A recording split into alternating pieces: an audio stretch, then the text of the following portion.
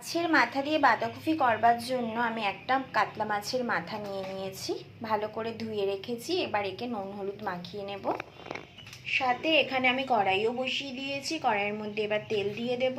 তেলটা গরম হলে মাছের মাথাটাকে আমি ভেজে নেব। তেল দিয়ে দিলাম। মাছের মাথাটাকে নুন হলুদ মাখিয়ে আমি ভেজে নেব। দেখো এখানে আমি বাঁধাকপি নুন হলুদ দিয়ে সেদ্ধ করে রেখেছি জল ঝরিয়ে, আর এখানে আমি আলুগুলো ডুমো ডুমো ভাবে কেটে রেখে দিয়েছি। দেখো মাছের মাথাটা ভাজা হয়ে গেছে। আমি একটা কড়াইটা ধোবো বলেই কড়াইটার মধ্যে তুলে রেখে দিয়েছি। মাছের মাথা ভাজা হয়ে গেছে। এবার আমি তেল কড়াইতে একটু দিয়ে দিয়েছি। তেলটা একটু গরম হোক।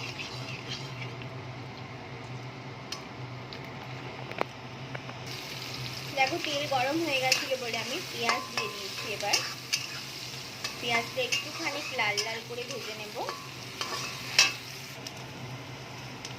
আমি না আলুটা ভাজতে ভুলে গেছিলাম, পেঁয়াজের মধ্যে আলুটা একটুখানি ভেজে নেব।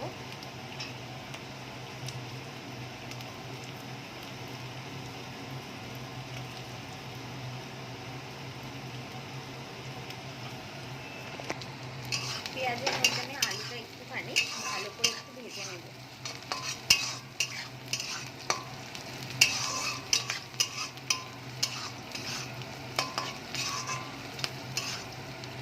একটু নুন হলুদ দিয়ে দেবো এর মধ্যে। এবার আমি টমেটোটা দিয়ে দেবো।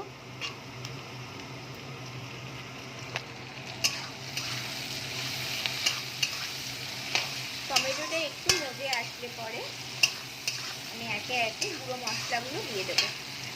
দেখো টমেটোটা অনেকটাই মজে এসেছে। এবার আমি আদা রসুনের পেস্ট দিয়ে দেবো।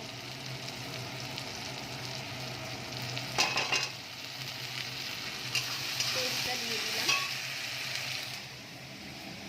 দেখো আদা রসুনের পেস্ট দেওয়ার পরে আমি এখানে জিরের গুঁড়ো দিয়েছি, ধনের গুঁড়ো দিয়েছি, এখানে লঙ্কার গুঁড়ো আর এখানে হলুদ গুঁড়ো দিয়েছি।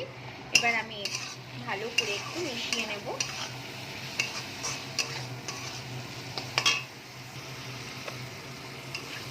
দেখো মশলাটা ভালো করে কষে গিয়েছে। এবার আমি ভাপিয়ে রাখা যে বাঁধাকপিটা ছিল ওটা আমি দিয়ে দেবো এর মধ্যে। দেখো বাঁধাকপিটা ভালো করে মিশিয়ে নিয়েছি। এবার আমি এর মধ্যে একটু নুন দিয়ে দেব, তারপরে একটু সামান্য জল দিয়ে আমি ঢাকা দিয়ে দেবো। মাথাটা দিয়েছিলাম, এবার তুলে নিয়েছি কারণ মাছটা ভেঙে যাচ্ছে। ভাঙা মাথা হলে পরে কাটা কাটা হয়ে যাবে, এর জন্য মাথাটাকে তুলে নিয়েছি। বাঁধাকপিটা হয়ে গেছে। আমি এবার ওর মধ্যে একটু ঘি আর গরম মশলা ছিটিয়ে দিয়েছি। বাঁধাকপিটা এবার নামিয়ে নেব।